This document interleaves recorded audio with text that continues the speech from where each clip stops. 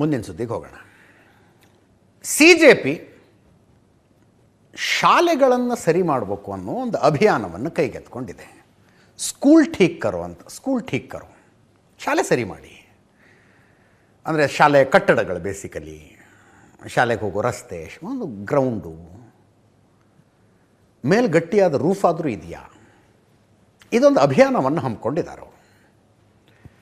ಈ ಅಭಿಯಾನವನ್ನು ಬೆಂಬಲಿಸಿ ನಮ್ಮೂರಲ್ಲಿ ಒಂದು ಶಾಲೆ ಸರಿ ಇಲ್ಲ ಅಂತ ಹೇಳಿದ ಒಬ್ಬನ ಮನೆಗೆ ನುಗ್ಗಿ BJP ಕಾರ್ಯಕರ್ತರು ದಾಳಿ ಮಾಡಿದ್ರಂತೆ.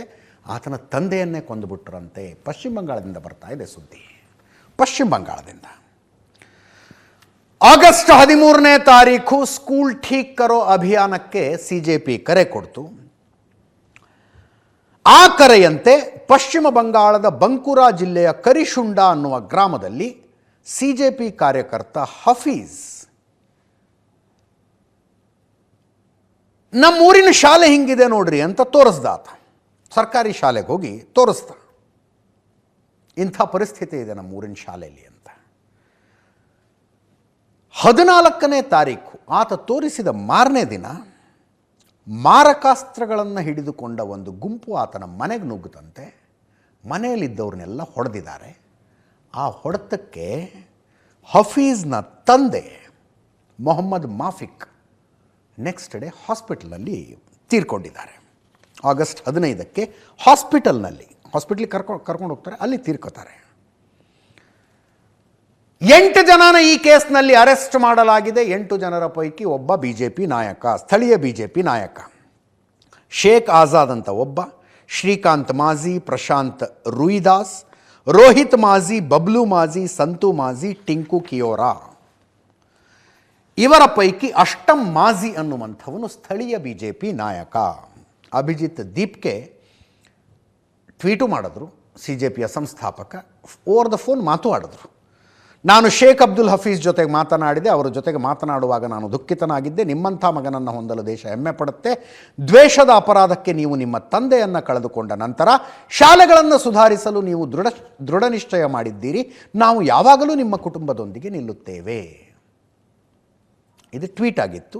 ಫೋನ್ನಲ್ಲಿ ಆಶುತೋಷ್ ರಂಕಾ CJP ವಕ್ತಾರರು ಮಾತಾಡಿದ್ದಾರೆ.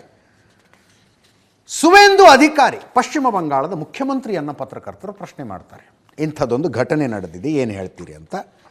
ಅದಕ್ಕೆ ಸುವೇಂದು ಅಧಿಕಾರಿ ಹೇಳೋದು, ಇಷ್ಟು ಬೇಗ ಕನ್ಕ್ಲೂಷನ್ನಿಗೆ ಬರಬೇಡಿ, ಯಾರನ್ನೂ ನಾವು ಉಳಿಸೋ ಪ್ರಶ್ನೆ ಇಲ್ಲ. ಈ ಕೊಲೆ ಮಾಡಿದವ್ರನ್ನ ಬಂಧಿಸ್ತೀವಿ. BJPಯವರು ದಾಳಿ ಮಾಡಿದ್ರೆ ಇಲ್ಲವ, ತನಿಖೆಯಲ್ಲೆಲ್ಲ ಹೊರಗೆ ಬರುತ್ತೆ ಅಂದರು. ನನಗೆ ಒಂದು ಅರ್ಥ ಆಗ್ತಿಲ್ಲ. ಒಬ್ಬ ಹುಡುಗ ಹೋಗಿ ನಮ್ಮ ಊರಿನ ಶಾಲೆ ಸರಿ ಇಲ್ಲ ಅಂದರೆ 100 ದಿನಗಳ ಹಿಂದೆ, 100 ದಿನ ಆಗಿದೆ ಇಲ್ಲಿ ಸರ್ಕಾರ ಬಂತು, 100 ದಿನಗಳ ಹಿಂದೆ ಅಧಿಕಾರಕ್ಕೆ ಬಂದ BJP ಯಾಕೆ ಸಿಟ್ಟು ಬಂತು?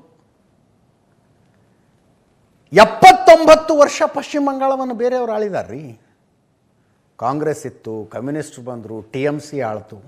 79 ವರ್ಷ. ಸ್ಕೂಲು ಸರಿ ಇಲ್ಲ ಅಂದರೆ ಹೇಳಿ ಸುಮ್ಮನೆ ಆಗಬಹುದಾಗಿತ್ತಲ್ಲ. 79 ವರ್ಷ ಆಳ್ವಿಕೆ ನಡೆದಿದ್ದಾರೆ ಸ್ವಾಮಿ, 3 ತಿಂಗಳಾಗಿದೆ ನಾವು ಅಧಿಕಾರಕ್ಕೆ ಬಂದು ಅಂತ. ಮನೆಗೆ ನುಗ್ಗಿ ಬಡಿಯುವಂಥದ್ದೇನಿತ್ತು? ಆ ಊರಿನ ಶಾಲೆ ಸರಿ ಇಲ್ಲದ್ದಕ್ಕೆ 100 ದಿನಗಳ ಹಿಂದೆ ಅಧಿಕಾರಕ್ಕೆ ಬಂದವರು ಕಾರಣಕರ್ತರಾದ್ರ. 79 ವರ್ಷ ಆಳದವ್ರನ್ನ ಬಿಟ್ಟು ಇದೇ ಶಾಲೆಯನ್ನು ತೋರಿಸಿದ್ದು ಅನಿಸುತ್ತೆ. ಇದಲ್ಲ, ಅಭಿಜಿತ್ ದೀಪ್ಗೆ ಹೋಗಿಲ್ಲ ಅಲ್ಲಿಗೆ.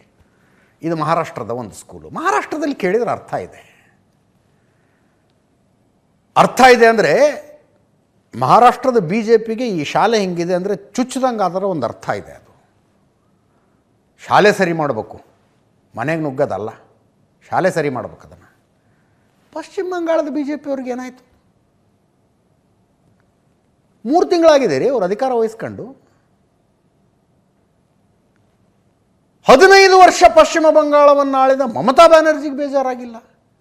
ಅದಕ್ಕಿಂತ ಹಿಂದೆ 23 ವರ್ಷ ಪಶ್ಚಿಮ ಬಂಗಾಳವನ್ನು ಆಳಿದ ಕಮ್ಯುನಿಸ್ಟ್ ಪಾರ್ಟಿಗೆ ಬೇಜಾರಾಗಿಲ್ಲ. ಅದಕ್ಕಿಂತ ಹಿಂದೆ ಸ್ವಾತಂತ್ರ್ಯ ಬಂದಾಗಿನಿಂದಲೂ ಪಶ್ಚಿಮ ಬಂಗಾಳವನ್ನು ಆಳಿದ ಕಾಂಗ್ರೆಸ್ನವ್ರಿಗೆ ಬೇಜಾರಾಗಿಲ್ಲ.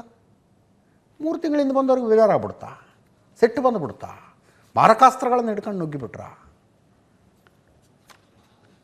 ತರ್ಕ ಬೇಡುವ ಒಂದು.